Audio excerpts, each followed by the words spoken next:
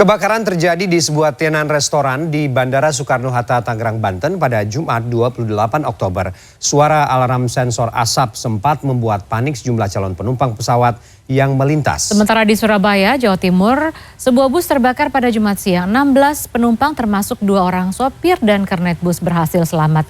Diduga kebakaran dipicu korsleting listrik di bagian mesin.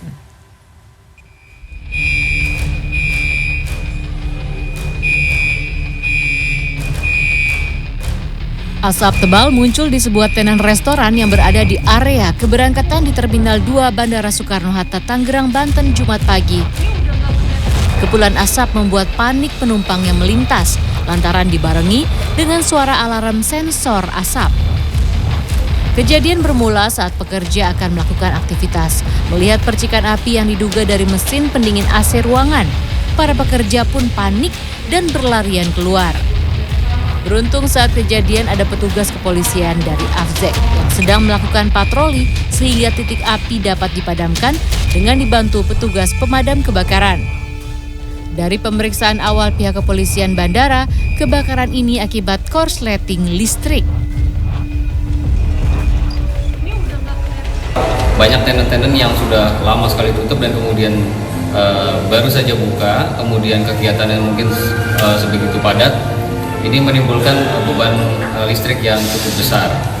Mungkin ada permasalahan dengan kabel-kabel yang sudah cukup lama ini.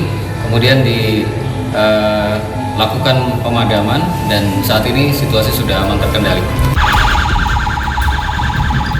Sebuah bus terbakar di pintu tol Menanggal, Surabaya pada Jumat siang. Api berkobar dan membakar seluruh badan bus. Sebanyak 16 penumpang rombongan dari Universitas Mataram Lombok beserta sopir dan kernet berhasil menyelamatkan diri. Menurut keterangan seorang penumpang, asap mulai terlihat saat bus berhenti untuk membayar tol. Muncul asap dari bagian depan bus dekat sopir.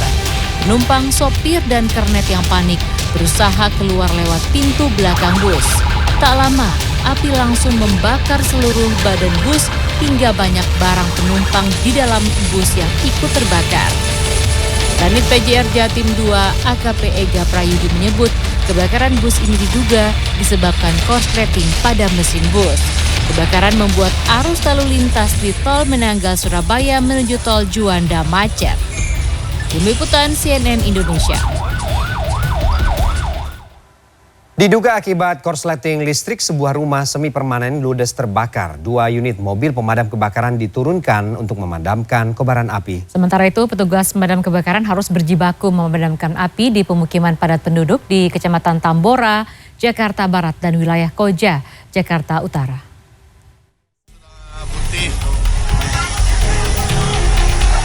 Kepulan asap tebal dan kobaran api dengan cepat membakar sejumlah rumah warga di Gang Sempit Jalan Tanah Sereal 10, Kecamatan Tambora, Jakarta Barat.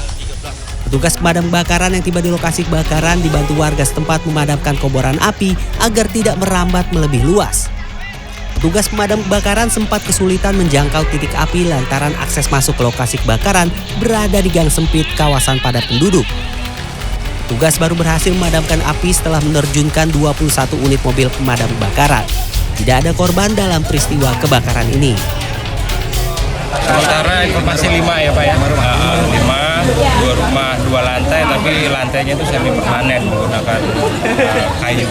Tadi dari catering, jadi ada. Sebuah video amatir berhasil merekam peristiwa kebakaran yang terjadi di Rawabadak Utara, Koja, Jakarta Utara 2 hari lalu. Kebakaran melahap bangunan tempat tinggal warga.